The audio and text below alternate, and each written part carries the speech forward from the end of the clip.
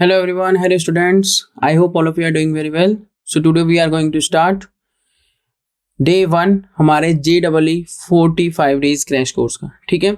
सो day 1 में हम क्या क्या करेंगे, some basic concept of chemistry पहले पढ़ेंगे, उसके बाद हम स्टार्ट करेंगे. ठीक है. सो देखते हैं.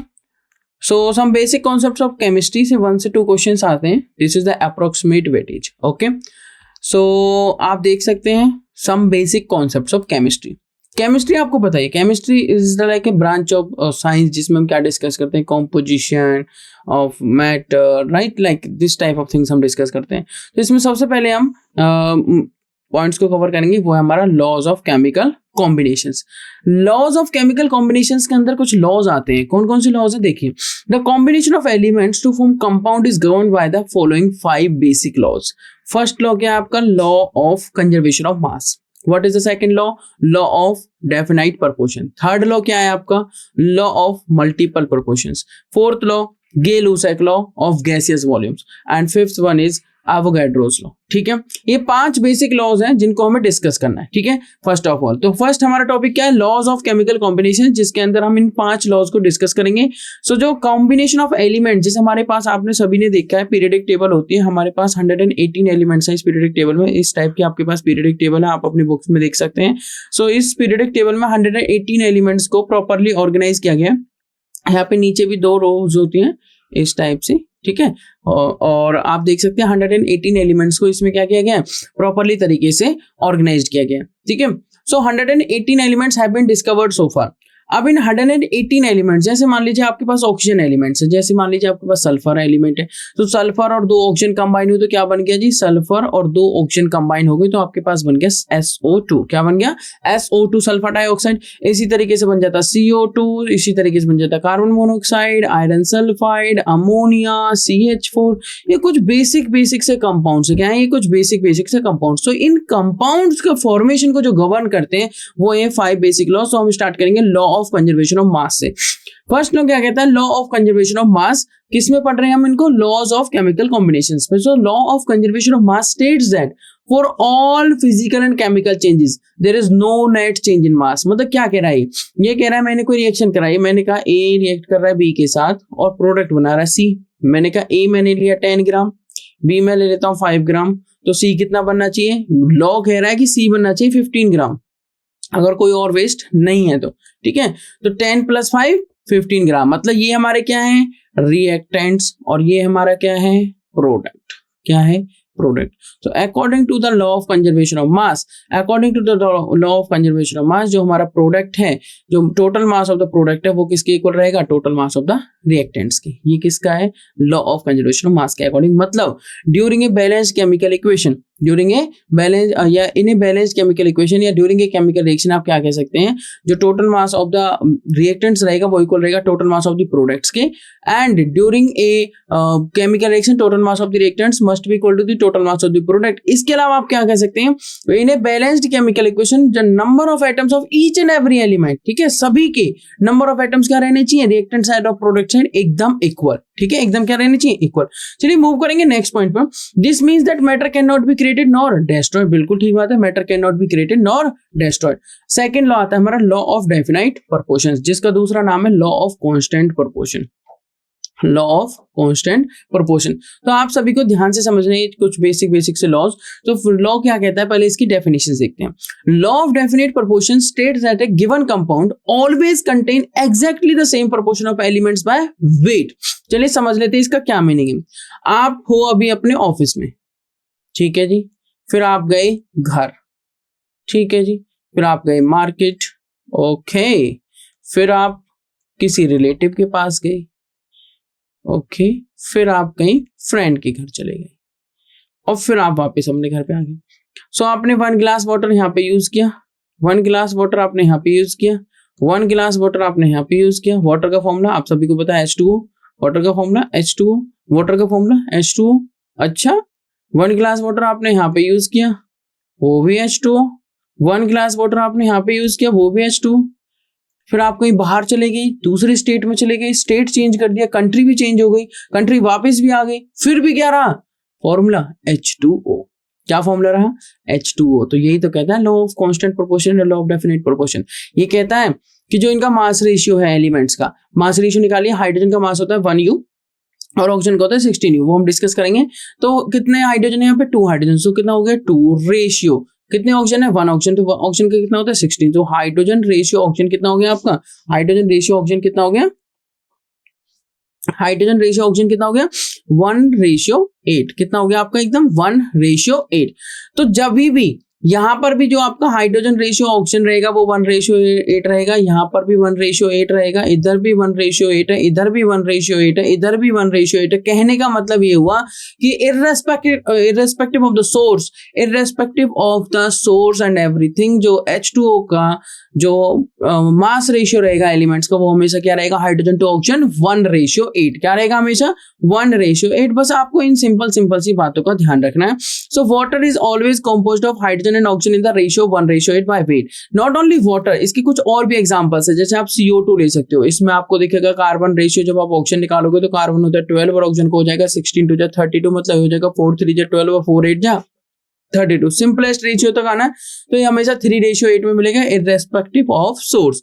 CO आप ले सकते हो, आप NH3, CO is carbon monoxide, ammonia ले सकते हो आप, मीथेन ले सकते हो आप, HCl ले सकते हो आप, HBr ले सकते हो, एटसेट्रा। ये मल्टीपल आप एग्जांपल्स यूज कर सकते हैं। नेक्स्ट पॉइंट पे मूव करेंगे। Next point is very simple, law of multiple proportion. Law of multiple proportion क्या कहता है, states that if 2 elements can combine to form more than 1 compound, 2 element combine हो रहे हैं, जैसे H2 + O2 कंबाइन हो सकता है तो वाटर भी मिल सकता है, और H2 + O2 कंबाइन हो सकता है तो H2O2 भी मिल सकता है, ठीक है।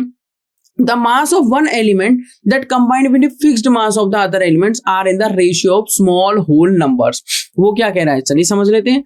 वो कह रहा है कि H2 अगर O के साथ कंबाइन हुआ, O2 मान लेते हैं, तो ये बना रहा है 2 चीजें बना सकता है, या तो ये बना सकता है H2O और या फिर ये बना सकता है H2O2। यहाँ पे कितना ऑक्सीजन यूज हुआ होगा, हाफ। चलिए समझते हैं, इस H2O में कितने ग्राम हाइड्रोजन है, 2 ग्राम हाइड्रोजन, कितने ग्राम ऑक्सीजन है, 16 ग्राम ऑक्सीजन, ठीक है। 2 ग्राम क्या है हाइड्रोजन और ऑक्सीजन कितना है 16 ग्राम। H2O2 बताइए 2 ग्राम क्या है हाइड्रोजन और 32 ग्राम क्या है ऑक्सीजन। यही बात, अगर आपका जो मास है वो हाइड्रोजन का सेम है, तो जो इसके साथ, जिसके साथ ये जुड़ा है, किसके साथ जुड़ा है, ऑक्सीजन के साथ, उसका जो मास रेशियो रहेगा वो होल नंबर्स में रहेगा रेशियो। देखिए आप, अगर मैं ऑक्सीजन जो वाटर से आया है उसका रेशियो निकालता हूं, ऑक्सीजन जो H2O2 से आ रहा है, तो आप रेशियो देख लीजिए 16:32 1:2 है ना, सिंपलेस्ट रेशियो। यही तो कहते हैं लॉ ऑफ मल्टीपल प्रोपोर्शन। देखिए एक बार डेफिनेशन दोबारा से देख लीजिए। Law of multiple proportion states that if 2 elements, ठीक है, can combine to form more than 1 compound, so H और O दोनों ही कंबाइन हो रहे हैं, और HO और कंबाइन होकर आपको क्या बना रहे हैं, आपको बना रहे हैं H2O या फिर H2O2। The masses of one element that combine with a fixed mass, तो यहाँ पे हाइड्रोजन क्या हो रहा है, फिक्स्ड मास के साथ कंबाइन हो रहा है, यहाँ पर भी 2 ग्राम यूज हो रहा है और यहाँ पर भी 2 ग्राम यूज हो रहा है। Mass of other element are in the ratio of small whole number. So आप देख सकते हैं यहाँ पर ऑक्सीजन का जो रेशियो है वो 1 है, तो यहाँ पर ऑक्सीजन का जो रेशियो वो कितना है 2 है। बिल्कुल ठीक बात। तो ये आपका हुआ लॉ ऑफ मल्टीपल प्रोपोर्शंस। कौन सा लॉ हुआ, लॉ ऑफ मल्टीपल प्रोपोर्शन।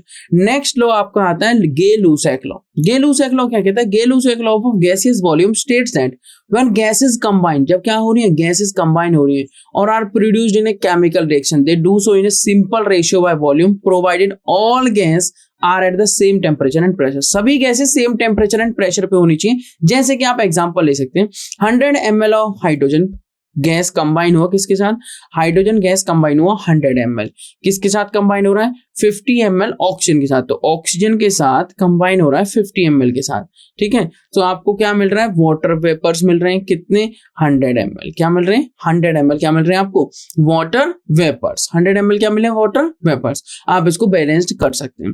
तो गे-लुसाक लॉ क्या कह रहा है कि Gay-Lussac law of gases volume states that when gases combine, जब गैसेस कंबाइन होते हैं, are produced in chemical reaction, ठीक है, तो वो सिंपल रेशियो में कंबाइन होंगे। हमेशा किस रेशियो में कंबाइन होंगे, सिंपल रेशियो। एग्जांपल के लिए आप ये समझ सकते हो, मान लीजिए आप अमाउंट से ना जाके ऐसे जा सकते हो N2 + 3H2 गिव्स 2NH3। तो आप देख सकते हैं जो दो गैसेस कंबाइन हुए किस रेशियो में कंबाइन हुए, 1:3 में।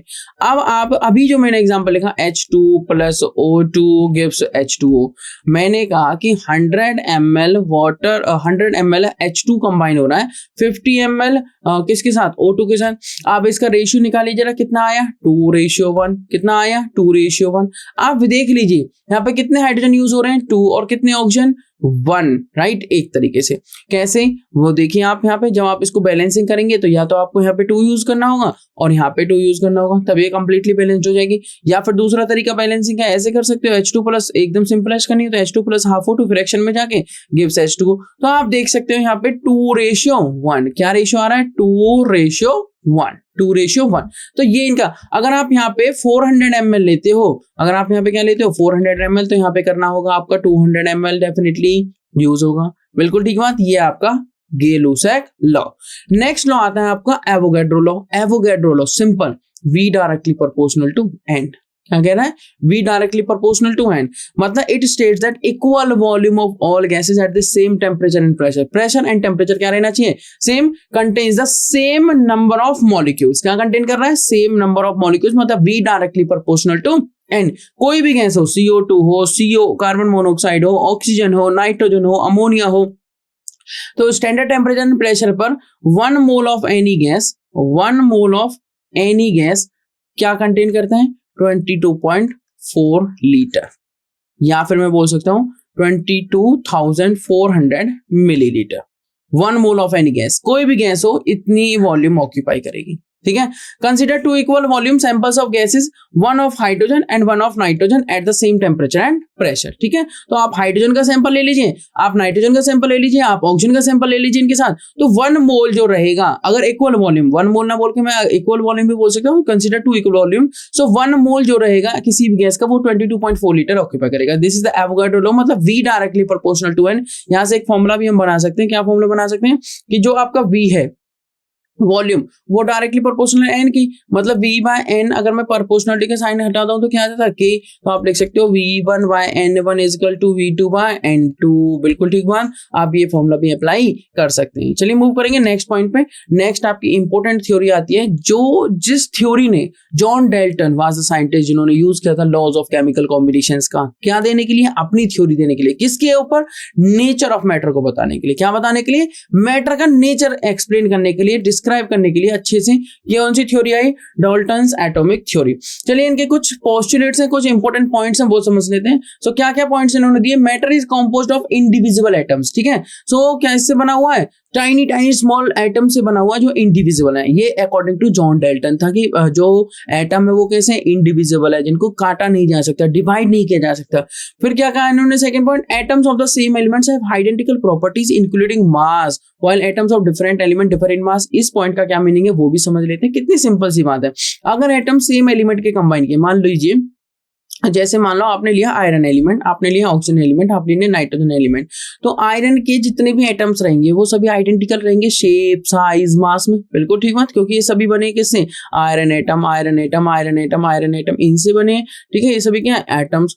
अगर मैं ऑक्सीजन की बात करूं तो ऑक्सीजन किससे बना होगा, oxygen atoms, oxygen atom, oxygen atom, oxygen atoms, ये सभी भी क्या है, एटम्स। अगर मैं नाइट्रोजन की बात करूं तो ये भी किससे बना होगा, nitrogen atoms, nitrogen atom, nitrogen atom, nitrogen atoms. So ये सभी एलिमेंट्स अपने रेस्पेक्टिव एटम से बने हुए हैं।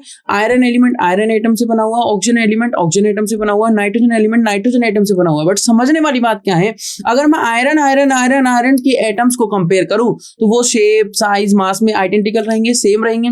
ऑक्सीजन ऑक्सीजन को कंपेयर करूं तो वो उनके साथ भी सेम कंडीशन, नाइट्रोजन वाले भी सेम रहेंगे। बट अगर मैं ऑक्सीजन और नाइट्रोजन को कंपेयर करने लगूं, मान लीजिए आपने एक एटम ऑक्सीजन का लिया, एक एटम नाइट्रोजन का लिया, ऑक्सीजन का एटॉमिक मास बताइए जल्दी से, ऑक्सीजन का एटॉमिक मास 16 और नाइट्रोजन का कितना होता है 14, ये तो डिफरेंट है। तो ये साइज में, मास में डिफरेंट होंगे। तो यही तो है सेकंड पॉइंट। सेकंड पॉइंट क्या कह रहा है समझ लीजिए आप, atoms of the same elements have identical properties including mass while atoms of different elements differ in mass। बिल्कुल ठीक। थर्ड पॉइंट देख लेते हैं, compounds form when atoms of different elements combine in fixed ratio। चलिए बताइए क्या कह रहा है ये पॉइंट। ये पॉइंट कह रहा है कि जब कंपाउंड बनते हैं, जैसे कि मान लीजिए H2O बन गया, तो कैसे कंबाइन हो रहे हैं? फिक्स्ड रेशियोज में कंबाइन हो रहे हैं। कैसे कंबाइन हो रहे हैं? फिक्स्ड रेशियो, जहां पे हाइड्रोजन कितना है जरा बताइए, 2 हाइड्रोजन 1 ऑक्सीजन। जैसे CO2 बना, क्या आपने कार्बन डाइऑक्साइड का फॉर्मूला कभी CO सुना है, CO3 सुना है, CO4 सुना है? नहीं, हमेशा फॉर्मूला क्या रहेगा? CO2, मतलब हमेशा ये जो कॉम्बिनेशन रहेगा कार्बन 1 और ऑक्सीजन 2 ही रहेंगे। वाटर हमेशा 2:1 में ही रहेगा, हाइड्रोजन रेशियो ऑक्सीजन रेस्पेक्टिवली। ठीक है, तो ये बातें आपको ध्यान रखनी है। Compounds form when atoms of different elements combine in fixed ratio, also in fixed ratio by mass. Number से भी फिक्स्ड में रहेगा और मास से भी। मास वाला अभी मैंने एक्सप्लेन किया था ना लॉ ऑफ डेफिनेट प्रोपोर्शन के टाइम पे, तो मास और नंबर दोनों के केसेस में वो क्या रहेगा? फिक्स्ड रहेगा। दोनों के केसेस में क्या रहेगा? फिक्स्ड रहेगा। Chemical reactions involve the reorganisations of atoms. जो एटम्स होते हैं वो क्रिएटेड नहीं किए जा सकते according to John Dalton theory. वो क्या किए जा सकते हैं? ओनली रीअरेंज हो सकते हैं। ड्यूरिंग रिएक्शंस, केमिकल रिएक्शंस वो क्या होंगे? रीअरेंज होंगे। चलिए मूव करेंगे नेक्स्ट पॉइंट पर। नेक्स्ट है आपके कुछ important and basic terms, atomic and molecular mass. क्या क्या टर्म्स हैं आपके? फर्स्ट टर्म है एटॉमिक मास और फिर हम डिस्कस करेंगे मॉलिक्यूलर मास। ठीक है, उसी के साथ मैं आपको बता दूंगा फॉर्मूला यूनिट मास। एटॉमिक मास क्या होता है? एटम का मास। भाई एटॉमिक मास वर्ड खुद ही बता रहा है कि किसका मास? एटम का मास। अब एटम का मास कैलकुलेट करने के लिए, एटम इतना ज्यादा छोटा है, वेरी वेरी टाइनी, ठीक है, वेरी वेरी टाइनी पार्टिकल है, वेरी वेरी टाइनी है। अगर ऐसा है तो एटम को हम देख नहीं सकते विदाउट नेगराइज। अगर हम नेगराइज से नहीं देख सकते तो इसका मतलब ये हुआ कि एटम का मास कैसे निकाला जाए? अगर हमें एटम का मास निकालना है तो हमें यूज करना पड़ा रिलेटिव मेथड। कौन सा method? Relative method. Relative method में हमने क्या किया कि रिलेटिव मेथड में पहले हाइड्रोजन का यूज किया गया, फिर ऑक्सीजन का यूज किया गया, फिर लास्ट में हमें कौन मिला? कार्बन 12 आइसोटोप, जो मोस्ट एबंडेंट था, और फिर उसको यूज किया गया। So the international union of chemist in 1961 defined the atomic mass of an element relative to 1/12। क्या बोला गया उन्होंने? 1 AMU, एक वर्ड दिया जिसको बोला गया 1 AMU, मतलब 1 atomic mass unit, relative to 1/12 part of the mass of one atom of carbon 12 isotope, मतलब 1.99 into 10⁻⁻26 किलोग्राम। उन्होंने कहा क्या? The quantity of 1/12 part of the mass of a carbon 12 atom is known as atomic mass unit, या फिर हम क्या कह सकते हैं उसको? AMU। बाद में इसको सिंप्लीफाई करके क्या कर दिया गया? Unified mass. यू मतलब यूनिफाइड मास। मैं आपको एक इंटरेस्टिंग बात बताता हूँ। सपोज करिए आपके आप 6 फ्रेंड्स हो। कितने फ्रेंड्स? 6 फ्रेंड्स। इस कॉन्सेप्ट को और थोड़ा सिंपल तरीके से समझते हैं। 6 फ्रेंड्स हैं, आपके पास इस टाइप का कोई पीस है, ठीक है, ये कुछ भी है खाने का, मान लीजिए सपोज करिए this is a sandwich, okay, इस टाइप की एक रेक्टेंगुलर सैंडविच है आपके पास, ठीक है। आपको 6 फ्रेंड्स को देना है, ठीक है। आपने क्या किया? एक पीस इसमें से निकाला, ओके। इस एक पीस की हेल्प से आपने क्या करना है? 6 फ्रेंड्स के साथ पार्शियलिटी नहीं करनी, एकदम इक्वल डिवाइड करना है। अगर इक्वल डिवाइड करना है तो आपने क्या किया? इस वाले पीस को उठा के इधर रखा और सेम कट का दूसरा पीस आ गया। इसी टाइप से आपने कितने पीस निकाले यहाँ से? 6 पीसेस। तो जो 6 पीसेस आए हैं वो फर्स्ट वाले पीस की हेल्प से आए थे। बिल्कुल ठीक बात है। अगर इक्वल 6 पीसेस आए हैं तो फर्स्ट वाले पीस की हेल्प से आए। मान लीजिए फर्स्ट वाले पीस की जो हाइट, जो भी फर्स्ट वाले पीस की जो लेंथ और ब्रेथ होगी वही सेकंड की होगी, वही थर्ड की होगी, वही फोर्थ की होगी, वही फिफ्थ की और वही सिक्स्थ की। किसके हेल्प से आई है? फर्स्ट वाले की हेल्प से। तो फर्स्ट वाले की हेल्प से हमने यहाँ पे जो यूज किया है वो कौन सा मेथड यूज किया? Relative method. कौन सा मेथड यूज किया? Relative method. तो उसी तरीके से कार्बन 12 आइसोटोप को एक टाइप से स्टैंडर्ड आइटम मान लिया गया। ये हमारी स्टैंडर्ड पार्ट हो गया, ठीक है। ये हमारा क्या हो गया? Standard part. जैसे आपने आप सब्जी लेने जाते होंगे या आप मार्केट जाते होंगे तो आपने देखा होगा कि कई बार वो क्या करते हैं, अभी तो इलेक्ट्रॉनिक वेइंग बैलेंस आ चुके हैं, तो पहले जो बैलेंस होते थे उनमें क्या कर देते हैं, वो एक स्टैंडर्ड मान लेते थे। कोई पत्थर ले लिया छोटा सा, तो उस पत्थर को क्या बना दिया कि ये मेरा ½ kg का पत्थर है, ठीक है, ½ kg का पत्थर है। तो जो भी उन्होंने सब्जी देनी होती थी या जो भी कोई मटेरियल देना है तो वो क्या करते थे? उस ½ kg को एज ए, उस पत्थर को ऐसे ½ kg का वेट काउंट करते थे, ठीक है। तो ये स्टैंडर्ड आइटम हमने बना दिए। अब इस स्टैंडर्ड की वजह से, ये हमने स्टैंडर्डाइजेशन कर दिया। अब इस स्टैंडर्ड की वजह से हम किसी भी चीज को मेजर क्या कर सकते हैं? वेट कर सकते हैं ½ kg वाली को, है ना।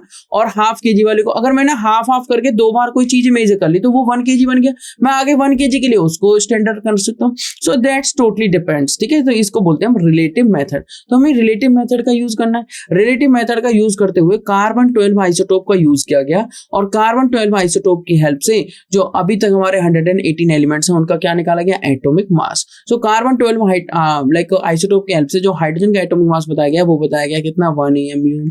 जो मान लो हीलियम का बताया गया तो कितना बताया गया? 4 AMU। कितना बताया गया? 4 AMU, ठीक है। इस टाइप से और मान लो मैं कार्बन की बात करता हूँ तो कार्बन का कितना होता है 12 AMU। AMU is what, atomic mass unit, जिसकी जगह आप यू भी लिख सकते हो। तो ना तो AMU गलत है ना यू गलत है, ठीक है, दोनों ही ठीक है। मान लो जी नाइट्रोजन का पूछने लगे तो नाइट्रोजन कितना होता है 14 AMU। इस टाइप से कुछ आपके एग्जांपल्स हो गए एटॉमिक मास यूनिट के। क्लियर। नेक्स्ट मूव करते हैं एवरेज एटॉमिक मास। अभी हुआ क्या, प्रॉब्लम कहाँ आने लगी, प्रॉब्लम यहाँ आने लगी जब आप पीरियडिक टेबल पढ़ेंगे तो उसमें भी पता लगेगा आपको। पहले हमें न्यूलैंड, पहले हमारे पास कौन आए, डॉबरिनर, फिर उसके बाद अनदर साइंटिस्ट आए, फिर मेंडेलीफ आए, फिर मॉडर्न एटॉमिक थ्योरी में मिलने लगी। तो प्रॉब्लम कहाँ आने लगी, प्रॉब्लम ये आ रही थी कि जो हाइड्रोजन है वो 1H1 होता है, वो 1H2 होता है, वो 1H3 होता है। जो क्लोरीन है वो क्लोरीन 35 17 होता है, वो क्लोरीन 37 17 होता है। अब प्रॉब्लम ये आ रही है कि अगर ऐसे भाई इसका एटॉमिक मास 1, इसका 2, इसका 3, अगर इस टाइप से मास चेंज होगा तो फिर हम कौन सा कंसीडर करें। तो इस कंफ्यूजन से बचने के लिए क्या किया गया, एक वर्ड लाया गया एवरेज। क्या किया गया, एवरेज एटॉमिक मास। क्या किया गया, एवरेज एटॉमिक मास। जैसे अभी भी मान लीजिए मैं कह रहा हूं मैं फर्स्ट अटेम्प्ट में 10 किलोमीटर चला, फिर नेक्स्ट में मैं 8 किलोमीटर चला, नेक्स्ट में मैं 3 किलोमीटर चल गया, फिर नेक्स्ट में मैं 9 किलोमीटर चला, ठीक है। अब 9 किलोमीटर चला। अब बात ये आती है कि अब कोई पूछे कि आप कितने क्या चल रहे हो, कैसी स्पीड है आपकी, तो मैं क्या कहूंगा, अब मैं हर अटेम्प्ट को ना बता के मैं कह दूंगा एवरेज में क्या चल रहा हूं कि 10 + 8 + 3 + 9 9 3 12 + 8 20 + 10 30 और डिवाइडेड बाय 4, मैं इतना चल रहा हूं अप्रोक्स डेली। ये मेरी एवरेज हो गई। क्या हो गई, ये एवरेज इस टाइप से। तो एवरेज एटॉमिक मास निकालने के लिए उन्होंने क्या किया, एक फॉर्मूला दे दिया। क्या दे दिया, फॉर्मूला। उन्होंने कहा कि इन तीनों के मास में कंफ्यूज नहीं होना है, ये सभी आइसोटोप्स हैं जिनका same atomic number but different mass number है। ये दोनों क्या आइसोटोप क्लोरीन के जिनका सेम एटॉमिक नंबर है डिफरेंट मास नंबर है। बात ये आई कि अगर मास नंबर डिफरेंट है तो फिर यूज कौन सा मास करें, 35 यूज करें या 37 यूज करें। तो बोला गया कि इनकी इस कंडीशन में, इस टाइप की कंडीशन में आइसोटोप्स के केस में आपको यूज करना है एवरेज एटॉमिक मास। फिर कैसे निकालें, so in nature various isotopes of the same elements are present, so to avoid confusion we use the average atomic mass instead of actual atomic mass। तो कैसे calculate करें, sigma AI और AI है, AI A क्या है, A है fractional relative abundance of the ith isotope. जो भी आइसोटोप है उसकी एबंडेंस नेचर में कितनी है, उसकी परसेंटेज कॉम्पोजिशन नेचर में कितनी है। जैसे मान लीजिए क्लोरीन 35 एग्जिस्ट करता है 75%, ठीक है, और क्लोरीन 37 एग्जिस्ट करता है 25%। अब वो कह रहा है A is the atomic mass of ith element. कोई एलिमेंट है जिसका एटॉमिक मास क्या है, कैपिटल A, मतलब हमें उसकी एबंडेंस कितनी है मल्टीप्लाई करना है A से। When atomic mass of an element is expressed in grams, अगर इसी एटॉमिक मास को जो मैं बोल रहा हूँ 1 AMU में बोल दूं ग्राम में तो वो हो जाएगा 1 ग्राम, ठीक है, और उसको बोल देंगे ग्राम एटॉमिक मास। अब आपको समझाता हूँ, इस फॉर्मूले को सिंपलीफाई करते हैं, समेशन के साइन को ओपन करते हैं। तो सिंपलीफाई फॉर्मूला क्या हो जाएगा, आप फॉर्मूला यूज कर सकते हैं M1P1 + M2P2 + M3P3 + M4P4। कहां तक ले जाना है, अरे जहां तक आइसोटोप से वहां तक ले जाओ, सो ऑन। डिवाइडेड किससे करना है, फिर डिवाइडेड बाय 100। डिवाइड किससे करना है, डिवाइडेड बाय 100। कितना तो सिंपल है। ये किसका फॉर्मूला है जी, ये है एवरेज एटॉमिक मास का formula. This is the formula of average atomic mass. Very simple. मान लीजिए मैं क्लोरीन अभी जो बात कर रहा था, क्लोरीन 35 की जिसकी एबंडेंस कितनी है 75%, क्लोरीन 37 जिसकी एबंडेंस कितनी है आपकी 25%, ठीक है। तो मतलब यहां से M1 क्या हुआ, जल्दी से बताइए। M1 हुआ 35, P1 हुआ 75, M2 हुआ 37, P2 हुआ 25। जब मैंने इनको मल्टीप्लाई किया, देखिए 35 multiply with 75 plus 37 multiply with 25। अब दो ही है तो दो पर ही रुकूंगा ना, M3P3 कहां से लाऊं, डिवाइड बाय 100। जब आपने इसको सॉल्व किया तो ये आ जाता है 3775 डिवाइडेड बाय 100। ये आएगा क्या, नहीं, क्या आएगा, आप डिवाइड और मल्टीप्लाई करके देख लेना, ये आएगा आपका 3550। कितना आएगा 3550 और ये मिलेगा आपको 35.5। आप पढ़ते हैं ना क्लोरीन का एटॉमिक मास, बताइए, तो वो होता है एवरेज एटॉमिक मास। कौन सा, 35.5। क्या होता है वो 35.5। तो 35.5 हमें यूज करना है, ठीक है, किसके लिए 35.5 AMU बोल दीजिए। अगर ग्राम बोलना है तो ग्राम 35.5 ग्राम, वो हो जाएगा gram atomic mass. Next move करते हैं मॉलिक्यूलर मास। अभी मॉलिक्यूल बन गया। अब मॉलिक्यूल बनते कैसे हैं, समझिए ध्यान से, एटम्स क्या हुए, एटम्स कंबाइन हो गए केमिकली, एटम्स क्या कंबाइन हो गए केमिकली। अगर एटम्स केमिकली कंबाइन हो रहे तो क्या बनाएंगे वो, मॉलिक्यूल। क्या बनाएंगे, मॉलिक्यूल। अब मॉलिक्यूल दो टाइप्स के बन सकते हैं। अगर सेम एटम्स कंबाइन हो गए, मान लो ऑक्सीजन ऑक्सीजन के साथ कंबाइन हुआ तो O2 बना, ऑक्सीजन ऑक्सीजन ऑक्सीजन कंबाइन हो गए तो O3 बन गया, 4 फॉस्फोर हो गए तो P4 बन गया, 8 सल्फर हो गए तो सल्फर S8 बन गया, सेम H2 बन सकता है, N2 बन सकता है, Cl2 बन सकता है, एटसेट्रा। तो ये कह रहा है कि अगर सेम टाइप के एटम्स कंबाइन हो रहे हैं तो बनेगा मॉलिक्यूल ऑफ एलिमेंट्स। क्या बन जाएगा, molecule of elements, molecule of elements. अब वो कह रहा है अगर डिफरेंट टाइप के एटम्स कंबाइन हो, अगर डिफरेंट टाइप के एटम्स कंबाइन हो जाए, जैसे कार्बन और ऑक्सीजन कंबाइन हो जाए, जैसे कार्बन ऑक्सीजन कंबाइन हो जाए, जैसे अमोनिया बन जाए, जैसे CH4 बन जाए, जैसे HCl बन जाए, जैसे PCl5 बन जाए, एटसेट्रा। मतलब अगर डिफरेंट काइंड ऑफ एटम्स अगर कंबाइन हो रहे हैं टू फॉर्म ए मॉलिक्यूल तो उसको बोल देते हैं मॉलिक्यूल ऑफ कंपाउंड। क्या बोल देंगे जी, जल्दी से बताइए, मॉलिक्यूल ऑफ कंपाउंड। अगर ऐसा है, अगर मॉलिक्यूल ऑफ एलिमेंट बन रहा है और मॉलिक्यूल ऑफ कंपाउंड बन रहा है, molecule of elements, molecule of compounds, बात आती है मॉलिक्यूल पे। अगर एटम का कुछ मास है, एटम का कुछ मास है तो मॉलिक्यूल का कुछ मास होगा, क्योंकि जो एटम्स कंबाइन हो रहे हैं, मान लीजिए मैं कह रहा हूं मैं एक वेइंग बैलेंस पे खड़ा हूं, मेरा मास है 75 kg, ठीक है। मान लीजिए मैं हूं A और मेरा फ्रेंड आया B और B का मास है 50 kg और आपसे पूछ रही बताइए वेइंग बैलेंस पे कितना वेट रखा है अभी, और 75 मेरा है, मेरे अलावा कौन है 50 kg, तो हो गया टोटल 125 kg। यही तो बात है, यही तो बात हुई। तो वो यही तो कह रहा है, अगर मान लीजिए कार्बन का अकेला का मास कितना है 12, उसके साथ एक ऑक्सीजन जुड़ गया जिसका मास कितना होता है 16, तो टोटल मास कितना हो गया 16 और 2 18 प्लस 10 28, कितना हो गया 28 AMU बोल लीजिए, यू बोल लीजिए, ग्राम बोल लीजिए, वो आप पे डिपेंड करता है आप किस टर्म में बोलना चाह रहे हैं, ग्राम एटॉमिक मास में या एटॉमिक मास यूनिट में, ठीक है। तो ये बात हो गई 28। मान लीजिए CO2 कहने लगे आप, भाई CO2 है, कार्बन का 12 होता है, 2 ऑक्सीजन है, तो एक ऑक्सीजन का कितना 16, तो 2 ऑक्सीजन का हो गया 32, ये हो गया 44 AMU। बिल्कुल ठीक बात। तो वो कहना चाह रहा है कि अगर एटम्स का जो मास है उसको हम ऐड कर दे तो मॉलिक्यूल का मास आ जाएगा, क्योंकि मॉलिक्यूल बने किससे, एटम से। तो मॉलिक्यूलर मास की डेफिनेशन भी यही कहती है, तरीका नहीं, कॉमन सेंस नहीं, डेफिनेशन भी यही कह रही है, यानी कि molecular mass is the mass of a molecule related to 1/12 of the mass of carbon 12 atom. कैसे रिलेट है, क्योंकि एटॉमिक मास हम कार्बन 12 के हेल्प से कैलकुलेट करेंगे। Molecular mass can be calculated as follow, summation of xi ai। अब ये ai और xi क्या है, ai is the atomic mass of ith element, ठीक है, और xi क्या है, उसका रेस्पेक्टिव नंबर, उसका रेस्पेक्टिव नंबर। मान लीजिए वेपर डेंसिटी पे आने से पहले मैं आपको समझा देता हूं एक बार, मॉलिक्यूलर मास से रिलेटेड है वेपर डेंसिटी, इसलिए मैं उस पर आया हूं। मान लीजिए अभी जैसे आपको कैलकुलेट करना है CH4 का, वो कह रहा है सिग्मा xi ai, तो कार्बन कितने, कार्बन 1, xi हो गया, ai इसका एटॉमिक मास कितना 12 प्लस xi, भाई हाइड्रोजन कितने 4 इंटू इसका एटॉमिक मास, ये कितना हो गया 12 प्लस 4 16 AMU, कितना हो गया 16 AMU 16 U, वो डिपेंड करता है, ठीक है। इस टाइप से आप कैलकुलेट कर सकते हैं। अब एटॉमिक मास और मॉलिक्यूलर मास के साथ एक रिलेशन आती है वेपर डेंसिटी की। Vapour density is the density of a vapour in relation to that of hydrogen gas. तो वेपर डेंसिटी के लिए हमें हाइड्रोजन गैस का यूज करना पड़ा, and can be expressed as, vapour density का फॉर्मूला होता है डेंसिटी ऑफ ए गैस, किसी गैस की density divided by density of hydrogen is equal to रहेगा मॉलिक्यूलर मास डिवाइडेड बाय 2। मतलब मॉलिक्यूलर मास को आप बोल सकते हो 2 इंटू वेपर डेंसिटी, मतलब मॉलिक्यूलर मास को क्या बोल सकते हो, मॉलिक्यूलर मास को बोल सकते हैं 2 इंटू वेपर डेंसिटी। कितना अच्छी बात है, कई बार वेपर डेंसिटी दे देता है, मॉलिक्यूलर मास पूछ लेते हैं, तो फॉर्मूला लर्न होना चाहिए, एकदम सिंपल सा फॉर्मूला है, बट हम इसे नेग्लेक्ट नहीं कर सकते, ठीक है। When molecular mass is expressed in gram, the quantity is called gram molecular mass. जैसे एटॉमिक मास को एक्सप्रेस करेंगे तो बन जाएगा ग्राम एटॉमिक मास, अगर मॉलिक्यूलर मास को एक्सप्रेस कर दो तो क्या बन जाएगा, ग्राम मॉलिक्यूलर मास। इससे सिंपल बातें हो सकती है, नहीं हो सकती। फॉर्मूला यूनिट मास भी चलिए समझ लेते हैं इसी के साथ साथ। कौन सा mass, formula unit mass. Formula unit mass, फिर मॉलिक्यूलर मास और फॉर्मूला यूनिट मास में फर्क क्या है वो भी मैं आपको समझाऊंगा। जो मॉलिक्यूलर मास है और जो फॉर्मूला यूनिट मास है, बातें एक ही हैं, जब वे ऑफ कैलकुलेशन सेम है। कैसे, उसमें सम ऑफ एटॉमिक मासेस करना था, इसमें भी सम ऑफ एटॉमिक मासेस करना है, बट इसमें करना आयंस का, क्योंकि ये होता है आयनिक कंपाउंड के लिए और वो होता है आपका मॉलिक्यूल्स मतलब कोवैलेंट कंपाउंड्स के लिए, ठीक है। ये किसके लिए होता है आपका, आयनिक कंपाउंड्स के लिए। इसमें आयनिक कंपाउंड्स जो होते हैं उनमें जो आयंस प्रेजेंट होते हैं, ठीक है, एक फॉर्मूला यूनिट में उनका मास ऐड कर दीजिए। For certain substances like sodium chloride, मान लीजिए हमने लिया NaCl, जिसमें हमें क्लियरली पता है कि Na सोडियम कटायन है और Cl नेगेटिव एक अनायन है, ठीक है। And positive ion sodium ion, negative ion chloride ion are arranged in 3D fashion. ये ठीक है, एक 3D पैटर्न में अरेंज होते हैं, क्रिस्टल लैटिस देते हैं। ठीक है, लैटिस पे हम नहीं जा रहे हैं। तो फॉर्मूला मास क्या है? Formula mass is used for these solid 3D structures instead of molecular mass and is calculated in the same way as molecular mass. मतलब sum of the atomic masses of all the atoms present in a formula unit of a compound, उसे हम क्या कहेंगे?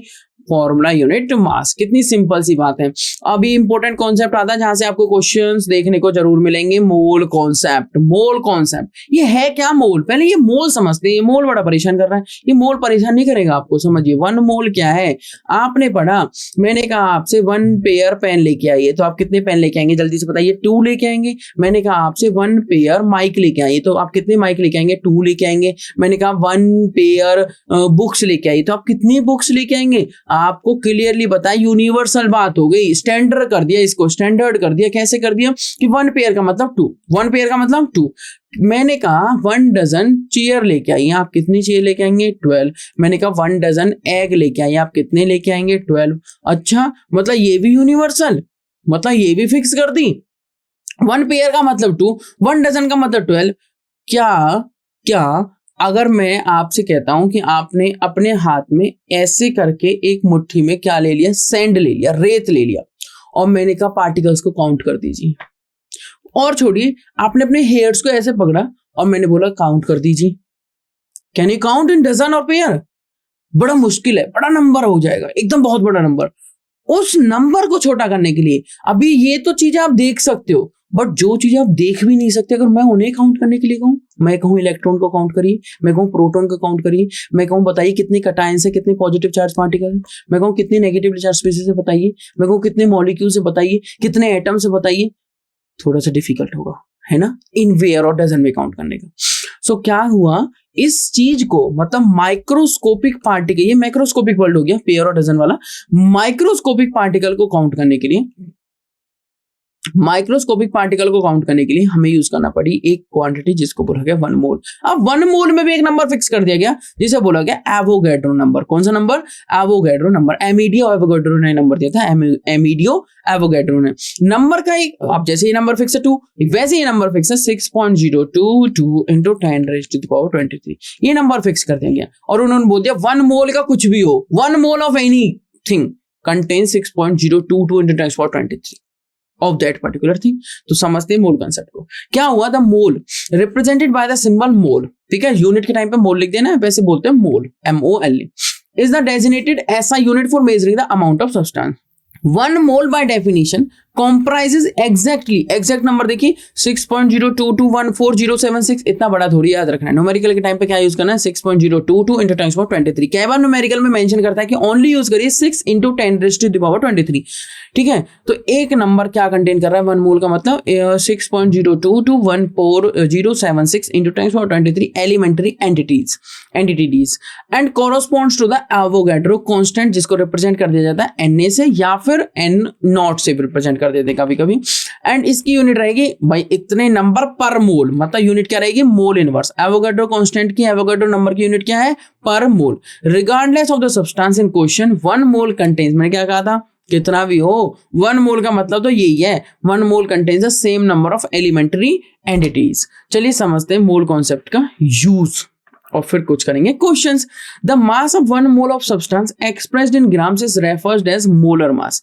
एक mole का जो मास होगा, जो ग्राम में हम एक्सप्रेस करेंगे, वो हो जाएगा मोलर मास। जैसे हीलियम का मोलर मास कितना होता है? 4 ग्राम। ये तो हो गया ग्राम एटॉमिक मास, अगर हीलियम एटम है, मॉलिक्यूल है तो ग्राम मॉलिक्यूलर मास। बट अगर मैं ये बोल दूं ग्राम पर मोल, तो ये हो गया मोलर मास। कौन सा मास? Molar mass.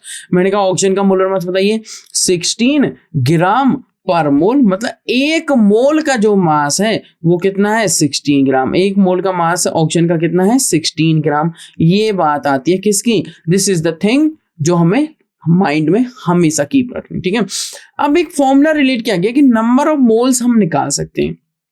मोल पता लग गए तो अगर मास पता लग गया तो उसकी हेल्प से हम क्या निकाल सकते हैं? Number of moles. कैसे भाई? हमें मास कितना दिया हुआ, given mass divided by molar मास। जैसे मैं क्वेश्चन आपसे पूछता हूं, मैंने कहा आप मुझे बताइए 18 ग्राम, 18 या 18 रहने दीजिए, कोई और लेते हैं, 18 से कर सकते थे, फ्रैक्शन में नंबर आएगा। मैं कुछ और ले लेता हूँ। मान लीजिए मैं आपसे कहता हूँ 36 ग्राम कार्बन में बताइए कितने मोल्स हैं। 36 ग्राम कार्बन में, ठीक है, हो जाएगा।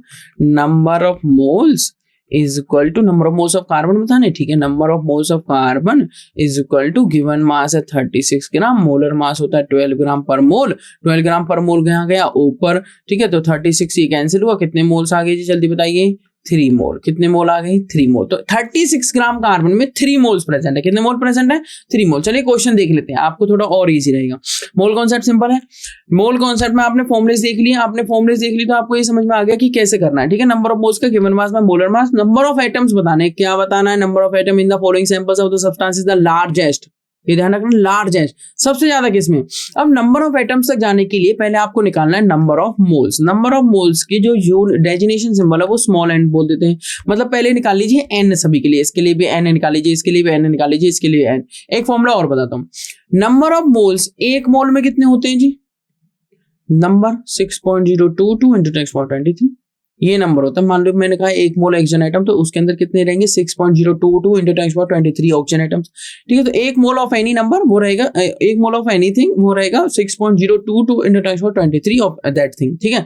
अगर मैं क्या कर रहा हूँ, आयोडीन है तो आयोडीन का निकालेंगे इस टाइप से। तो अगर हमारे पास 1 मोल में इतना है, मान लीजिए ये नंबर को बोलते हैं हम एवोगाड्रो नंबर, तो 2 मोल में कितना हो जाएगा जी जल्दी बताइए? 2 मोल में हो जाएगा 2Na, 3 मोल में 3Na, यही तो बात है। अगर मेरे पास n मोल है तो हो जाएगा n इंटू n। मतलब बात सिंपल होगी। मतलब फॉर्मूला आता है कि अगर आपको टोटल नंबर ऑफ पार्टिकल्स निकालने हैं तो आप कैसे निकाल सकते हो? Number of moles multiply with Avogadro number, number of moles multiply with Avogadro number. तो यहाँ से एक फॉर्मूला और आ गया नंबर ऑफ मोल्स का कि जितने पार्टिकल्स गिवन है डिवाइड बाय एवोगाड्रो नंबर, उससे नंबर ऑफ मोल्स भी आ जाएंगे। चलिए इसका सॉल्यूशन देख लेते हैं कि 127 gram of iodine, 48 gram of magnesium, 71 gram of chlorine and 4 gram of hydrogen. तो क्या कह रहा है? आंसर कह रहा है कि 4 ग्राम ऑफ हाइड्रोजन आना चाहिए। कैसे होगा? 1 मोल रिप्रेजेंट 6.022 या 23 आप बोल सकते हैं into 10^23 particles. 1 mole of iodine atom हमने निकाला, गिवन है 126 ग्राम। नंबर ऑफ आयोडीन एटम निकालने के लिए हमें क्या करना होगा? आयोडीन का एटम मास भी कितना होता है? 127 ग्राम। तो हमने क्या किया? नंबर ऑफ मोल्स का formula given mass by molar मास, तो 127 डिवाइडेड बाय 127 ग्राम पर मोल होता है इसके नीचे वाले की यूनिट, तो क्या आ जाता है? 1 मोल। कितना आ गया? 1 mole of iodine. 1 mole of magnesium हमने निकाला, 24 ग्राम इसका एटॉमिक मास होता है, जिसके लिए हमने निकाला तो कितना आ गया? हमें गिवन कितना? 48 ग्राम, तो कितना आ गया? 2 मोल्स। नंबर ऑफ मोल्स का फॉर्मूला क्या होता है भाई?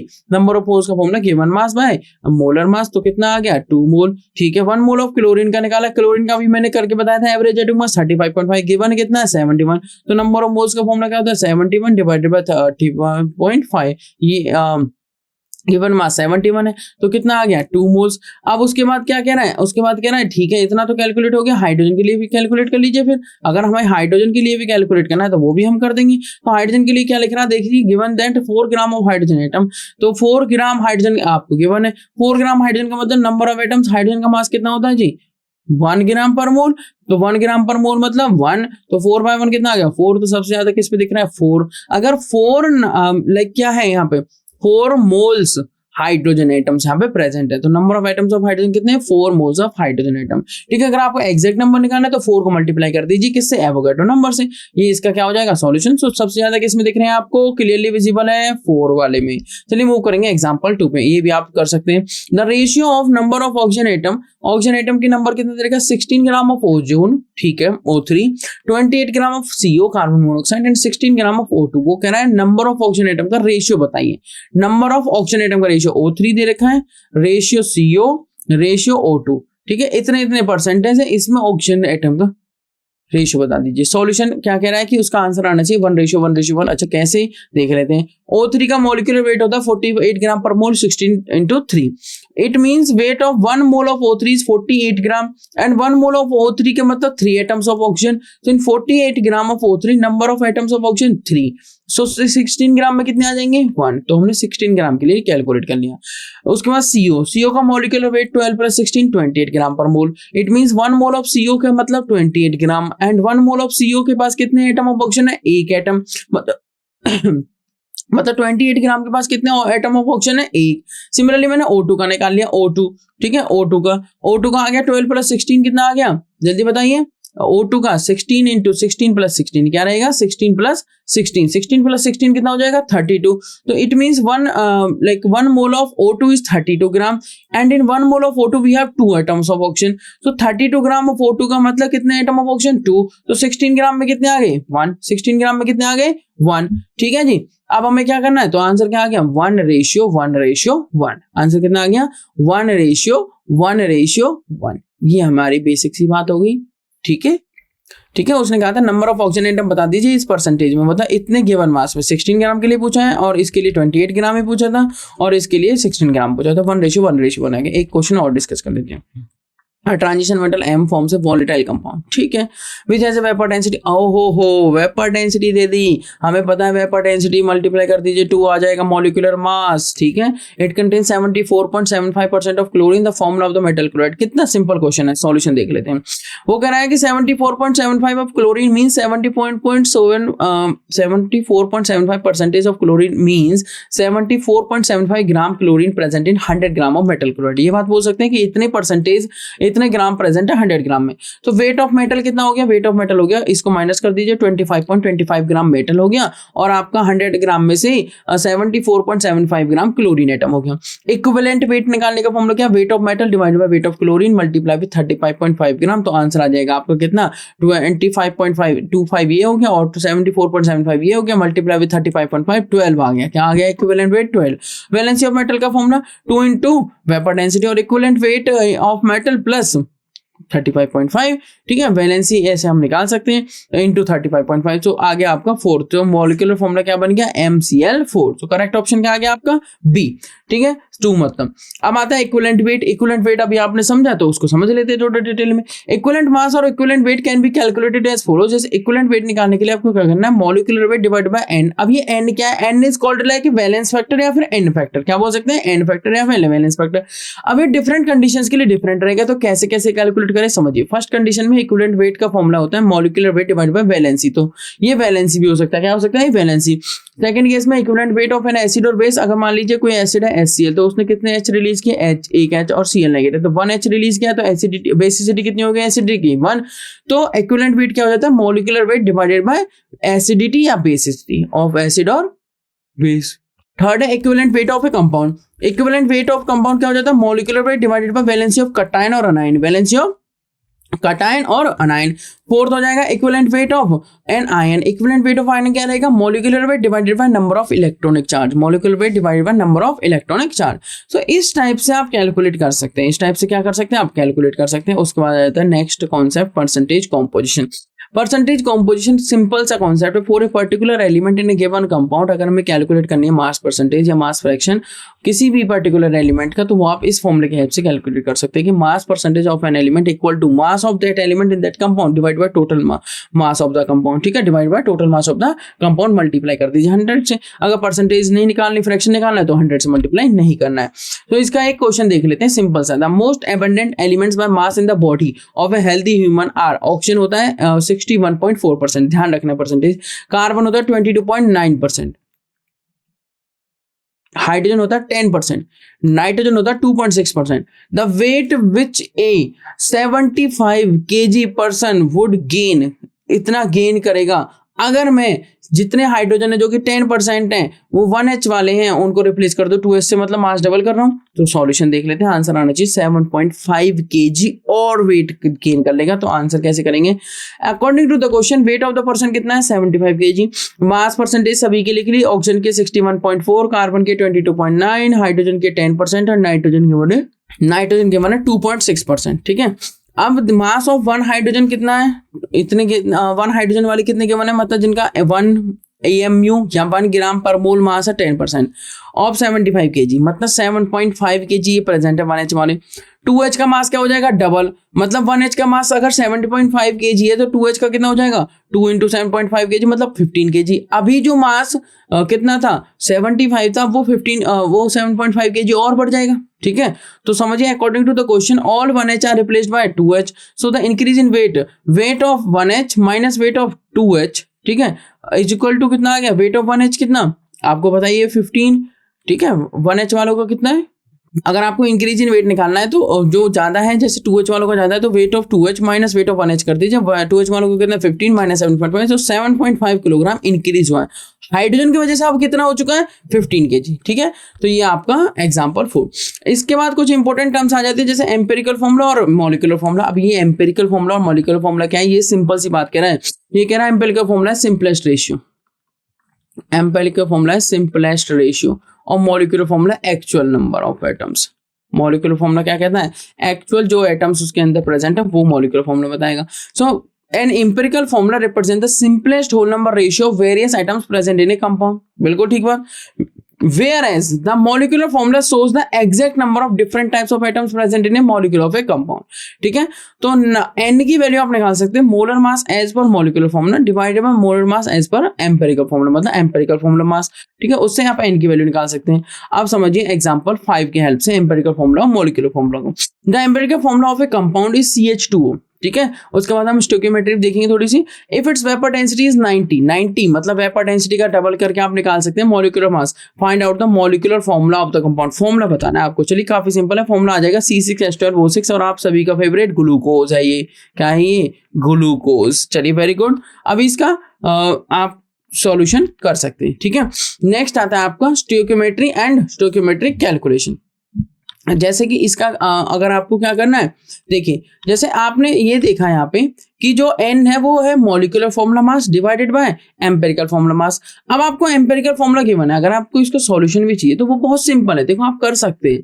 अगर आपको CH2O गिवन है, कार्बन का एटॉमिक मास कितना 12 प्लस हाइड्रोजन का 1 होता है तो 2 है यहाँ पे, 2 हाइड्रोजन, और यहाँ पे ऑक्सीजन कितने 1 तो 16 हो गया। 16 प्लस 2 कितना हो गया 18 प्लस 12 कितना हो गया 30। कितना हो गया 30। ठीक है, अब मैं बात कर रहा हूँ किसकी, अगर मैं मोलर मास बोल रहा हूँ तो 30 ग्राम पर मोल बोल दीजिए, ये तो हो गया मोलर मास। ठीक है, अगर मैं दूसरी बात कर रहा हूँ एम्पेरिकल फॉर्मूला मास की। ठीक है, अगर मुझे मॉलिक्यूलर मास निकालना है तो मॉलिक्यूलर, ये तो हो गया एम्पेरिकल फॉर्मूला मास। ठीक है, जो कि है 30 ग्राम पर मोल में। ठीक है, मोल में निकाल दिया, या फिर आप सिंपली ग्राम बोल लीजिए, कोई फर्क नहीं पड़ेगा उससे। ठीक है, ये हो गया 30 ग्राम। और मॉलिक्यूलर मास होता है vapour density into 2, vapour density into 2। Vapour density आपको 90 की बनती इंटू 2 कितना आ गया 180। कितना आ गया 180 ग्राम। अब n की वैल्यू है कि जो आपका क्या है मॉलिक्यूलर मास वो है 180 ग्राम, डिवाइडेड कर दीजिए उसको एम्पेरिकल फॉर्मूला मास से जो कि 30 ग्राम। तो डिवाइड किया तो कितना आ गया जल्दी बताइए, ये आ गया नंबर 6। अगर n की वैल्यू 6 है मतलब आपको पता ही है जो कि मॉलिक्यूलर मास है वो रिलेट होता है एम्पेरिकल फॉर्मूला मास से, एम्पेरिकल फॉर्मूला मास से टू द होल n, मतलब एम्पेरिकल फॉर्मूला से होल n। मॉलिक्यूलर जो फॉर्मूला है MF लिखते हैं इसको, वो एम्पेरिकल फॉर्मूला के होल n होता है। ठीक है, ये तो रिलेटेड है। तो हमने क्या किया, मॉलिक्यूलर फॉर्मूला एम्पेरिकल फॉर्मूला के होल n मतलब CH2O होल 6, मतलब ये हो गया C6H12O6। कितना हो गया C6H12O6। तो ये आपका हो गया क्या एम्पेरिकल फॉर्मूला और मॉलिक्यूलर फॉर्मूला। तो इस टाइप से आप निकाल सकते हैं C6H12O6। बहुत इजी है। ठीक है, वेपर डेंसिटी गिवन है तो मॉलिक्यूलर मास निकाल लीजिए। सबसे पहले वो आ जाएगा 19 × 180, वो इंपॉर्टेंट बात है। चलिए मूव करते हैं नेक्स्ट पर, जो कि आपकी स्टोइकियोमेट्रिक कैलकुलेशन। जैसे CH4 + 2O2 gives CO2 + 2H2। अब इसने क्या कहा कि 1 मोल CH4, 1 मोल बोल लीजिए, मॉलिक्यूल बोल लीजिए, जिस टर्म में बोलेंगे उसी को कंप्लीटली सेम रखना है। तो 1 मोल CH4 ये रिएक्ट कर रहा है 2 मोल O2 के साथ, बना रहा है 1 मोल CO2 + 2H2O, 2 mole of H2O। तो यहाँ से मोल, मॉलिक्यूल, इक्विवेलेंट, इस तरीके से हम यहाँ पे टर्म यूज कर सकते हैं स्टोइकियोमेट्रिक कैलकुलेशंस में। बट ध्यान रखना है जो टर्म स्टार्टिंग में यूज करिए वही पूरी एंटायर इक्वेशन में यूज करनी है। क्लियर। अब ये क्या कह रहा है, नेक्स्ट कॉन्सेप्ट आ जाता है लिमिटिंग रीएजेंट। लिमिटिंग रीएजेंट क्या कहता है, when reactions are carried out with different amounts of reactants, ठीक है, then required by balanced chemical reactions. मतलब बैलेंस्ड केमिकल रिएक्शन, मान लो A + B कह रहा है कि मैं CAB बना रहा हूँ, ठीक है, और A चाहिए मुझे 10 ग्राम सिर्फ और B चाहिए 5 ग्राम। ये है मेरा बैलेंस्ड केमिकल रिएक्शन के लिए। बट अगर मेरा A तो प्रेजेंट है 15 ग्राम और B प्रेजेंट है कम, B कितना प्रेजेंट है मान लीजिए 3 ग्राम, तो फिर A भी जो बनेगा वो कौन डिसाइड करेगा, वो कैसे डिसाइड होगा। भाई यहाँ पे तो 15 ग्राम बन जाता, क्या यहाँ पे भी उतना ही बनेगा, क्योंकि 10 5 तो फिक्स है, 10 5 तो फिक्स है। अगर 10 ग्राम को 5 ग्राम चाहिए तो 1 ग्राम को 5/10 चाहिएगा, तो 15 ग्राम को कितना चाहिए वो देखना है। तो the reactant is in the least amount is the limiting reagent. मान लीजिए किसी रिएक्शन को जैसे इसी रिएक्शन को देख लेते हैं, A प्लस बी ने क्या बनाया जी AB, और A मैंने कहा दिया कि 10 ग्राम ऑफ फिक्स्ड A चाहिए और 5 ग्राम B के साथ वो रिएक्ट करेगा और 15 ग्राम AB बना देगा, ये बात फिक्स्ड है। अब उसमें चेंज क्या हुआ, चेंज ये हुआ कि उससे अलग वाला अमाउंट हमें अगर प्रेजेंट है, मतलब A हमारे कितना बोला मैंने 15 ग्राम प्रेजेंट है, तो B कितना यूज होगा और AB कितना बनेगा देख लेते हैं। अगर A मेरा 15 ग्राम प्रेजेंट है तो 10 ग्राम के साथ 5 ग्राम B चाहिए, तो 1 ग्राम के साथ 5/10 ग्राम B चाहिए, यही बात है। अगर 1 ग्राम के साथ 5/10 ग्राम ऑफ बी चाहिए तो डेफिनेटली 15 ग्राम के साथ कितना बी चाहिएगा, 5/10 डिवाइड मल्टीप्लाई विद 15, मतलब इसको सॉल्व कर लेंगे। इसको क्या कर लेंगे हम सॉल्व, तो कितना आ जाएगा अप्रोक्स 15/2 ऑफ बी चाहिए हमें, 15/2 ग्राम ऑफ बी, तो इतना बी चाहिए जो कि 7.5 हो गया, तो एक्स्ट्रा हमें चाहिए, ठीक है। तो इस टाइप से आपको ध्यान रखना है। बट अगर मेरे पास 3 ग्राम ही बी अवेलेबल है, अगर मेरे पास बी 3 ग्राम ही अवेलेबल है, तो मुझे चाहिए कितना 15 ग्राम के साथ अप्रोक्स 7.5 ग्राम बाई 15/2 कितना होता है 7.5, मुझे चाहिए 7.5, अवेलेबल 3 ग्राम है, तो रिएक्शन किसके साथ होगी, सिर्फ 3 ग्राम के साथ, जो बाकी बच जाएगा वो एक्सेस में रहेगा, जो बाकी बचेगा वो एक्सेस में बचेगा, ठीक है। ये बात समझ में आई, I hope this is clear to everyone. चलिए मूव करेंगे नेक्स्ट रिएक्शंस इन सॉल्यूशन, ठीक है। अभी जो मैंने बात आपको समझाई आई होप वो क्लियर है, लिमिटिंग रिएजेंट क्लियर है। जो नेक्स्ट बच जाएगा, जो मतलब एक रिएक्टेंट ऐसा होगा जो कंप्लीटली यूज्ड हो चुका होगा, कंज्यूम हो चुका होगा, ये लिखा हुआ है limiting reaction gets consumed first and limits the amount of product form. भाई वो खत्म हो चुका है तो फिर रिएक्शन कहाँ होगी, मतलब उसने प्रोडक्ट के अमाउंट को, यील्ड को कंट्रोल कर दिया, लिमिट कर दिया कि मैं इतना हूं तो आप इतना ही बन सकते हो, मैं बढ़ूंगा तो आपको भी बढ़ाता रहूंगा, यही तो बात हुई, ठीक है। और जो दूसरा वाली रिएक्टेंट जो ऑलरेडी ज्यादा अमाउंट में प्रेजेंट है वो एक्सेस रिएक्टेंट हो गया, वो क्या हो गया excess reactant. The other reactant are present in excess and do not limit the reaction, वो लिमिट कहां करेगा, वो तो प्रेजेंट है कि बी आए मैं रिएक्ट करूं, यही तो बात हुई। चलिए मूव करते हैं रिएक्शंस इन सॉल्यूशंस में। रिएक्शंस इन सॉल्यूशंस में कुछ इंपॉर्टेंट टर्म्स आ जाती है, वो देख लेते हैं। फर्स्ट टर्म आती है आपकी मोलरिटी, कॉन्सेंट्रेशन को एक्सप्रेस करने की टर्म्स है ये। कॉन्सेंट्रेशन क्या होता है कि कितने मोल्स, कितने लीटर में कितने मोल्स, मतलब कितना अमाउंट प्रेजेंट है एग्जैक्टली, है ना, वो हमारी कॉन्सेंट्रेशन है, कितना अमाउंट प्रेजेंट है किसी पर्टिकुलर सॉल्यूशन में। तो मोलरिटी क्या होती है, number of moles of solute right present in 1 litre of solution. अगर मुझे लीटर को, जो लीटर वॉल्यूम ऑफ सॉल्यूशन अगर लीटर में तो कोई प्रॉब्लम नहीं है, लीटर को मिलीलीटर में करना है तो नंबर ऑफ मोल्स का फॉर्मूला गिवन मास में मोलर मास, गिवन मास को हम W से शो करते हैं, मोलर मास को M से, गिवन मास ऑफ सॉल्यूट है तो सॉल्यूट को B से शो करते हैं, सॉल्वेंट को A से, ठीक है। और इसको चेंज करने के लिए हमें 1000 से क्या करना होगा, ऊपर मल्टीप्लाई, और यहाँ पे लिख देंगे वॉल्यूम मिलीलीटर में, किसमें वॉल्यूम मिलीलीटर में, दोनों फॉर्मूले सिमिलर है। मोलरिटी का कैपिटल M सिंबल होता है तो मोलरिटी का हो जाता है स्मॉल m, बिल्कुल ठीक बात है। इसकी यूनिट हो जाएगी मोल पर लीटर, तो इसकी यूनिट हो जाएगी मोल पर केजी। क्या यूनिट हो जाएगी, मोल पर केजी, क्योंकि ये कह रहा है number of moles of solute but not in 1 litre of solution, ये कह रहा है number of moles of solute dissolved in 1 kilogram of solvent. Same इसके फॉर्मूले को हम कर सकते हैं। मास परसेंटेज कह रहा है कि mass of solute divide by mass of solution into 100%, के लिए फ्रैक्शन होता तो 100 हटा देते। इसका एग्जांपल आप ट्राई करेंगे खुद से। तो the density of a solution prepared by dissolving 120 gram of urea. अब देखो आपको क्या गिवन है, 120 ग्राम ऑफ यूरिया गिवन है, गिवन मास है, मोलर मास गिवन है 1000 ग्राम ऑफ वाटर, वाटर का मास गिवन है 1.15 ग्राम, उसकी क्या दे रखी है डेंसिटी, डेंसिटी का फॉर्मूला होता है मास बाय वॉल्यूम। तो आपको जो भी चीज निकालनी है आप निकाल सकते हो। मास आपको गिवन है 1000 ग्राम, तो अगर वॉल्यूम चाहिए तो वॉल्यूम निकाल सकते हो, क्योंकि मोलरिटी पूछा हुआ तो वॉल्यूम की नीड होगी, मोलरिटी पूछा हुआ तो क्या किसकी नीड होगी, वॉल्यूम की नीड होगी। तो पहले वॉल्यूम इस डेंसिटी के फॉर्मूले की हेल्प से निकालेंगे, फिर फॉर्मूले में आंसर वैल्यू पुट करेंगे, मूव करेंगे, आंसर आपका आ जाएगा 2.05 मोलर। ये आपको ध्यान रखना है, मोलर भी बोल देते हैं, मोल पर लीटर या फिर मोलर, क्या बोल देते हैं, मोल पर लीटर या फिर मोलर। नेक्स्ट आता है example 7, the concentrated sulphuric acid, जिसका फॉर्मूला होता है H2SO4 that is peddled commercially is 95% H2SO4 by weight. मतलब कितना परसेंट है, 95, पूरा 100% नहीं है, समझिए ध्यान से। If the density of the commercial acid is 1.834 grams पर सेंटीमीटर क्यूब, मोलरिटी पूछ ली, फिर से क्या पूछ ली, मोलरिटी। इजी है एकदम, मतलब क्या पूछा हुआ है, कैपिटल M। अगर कैपिटल M पूछा हुआ तो आप इजीली कैलकुलेट कर सकते हैं, ठीक है। मोल पर लीटर में कैलकुलेशन कर लेनी है, आंसर आपका आ जाएगा 17.8 मोलर। इसी तरीके से आप एग्जांपल 8 डिस्कस करेंगे। The density of 3 molar solution, आपकी बात मोलरिटी दे दी, क्या दे दिया आपको, मोलरिटी। मोलरिटी का फॉर्मूला होता है number of moles of solute dissolved in 1 litre of solution, मतलब WB/MB। मैं फॉर्मूला लिख भी देता हूं, WB given mass of solute divide by molar mass of solute multiply with 1000 divided by volume of solution in millilitre, litre नहीं ऊपर 1000 तो लिख दिया, फिर मिलीलीटर लिखेंगे तो volume of solution in millilitre, ठीक है। वो आपको गिवन है 3 मोलर, ठीक है। ऑफ सोडियम क्लोराइड इज 1.25, तो क्या है ये डेंसिटी किसमें, ग्राम पर मिलीलीटर में।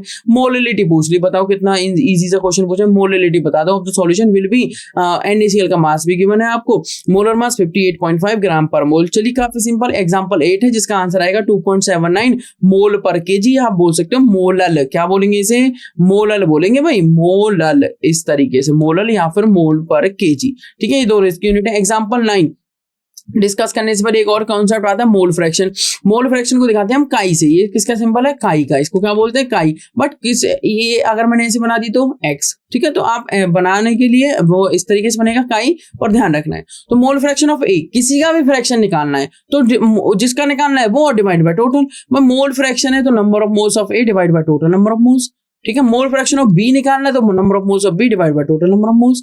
मान लीजिए वही सॉल्यूशन बन रहा है a plus B plus C से, अगर मान लो ये बन रहा है सॉल्यूशन, मान लीजिए आपको निकालना है नंबर ऑफ मोल्स ऑफ सी, तो नंबर ऑफ मोल्स ऑफ सी निकालने के लिए क्या, मोल फ्रैक्शन ऑफ सी निकालना है तो मोल फ्रैक्शन ऑफ सी निकालने के लिए क्या करेंगे, number of moles of C divided by total number of moles. Total number of moles क्या हो जाएंगे भाई, अगर मान लो आपको ये निकालना है तो नंबर ऑफ मोल्स का सिंबल क्या हो जाएगा, n, ठीक है। Number of moles of C divided by total number of moles, मतलब number of moles of A, number of moles of B, number of moles of C.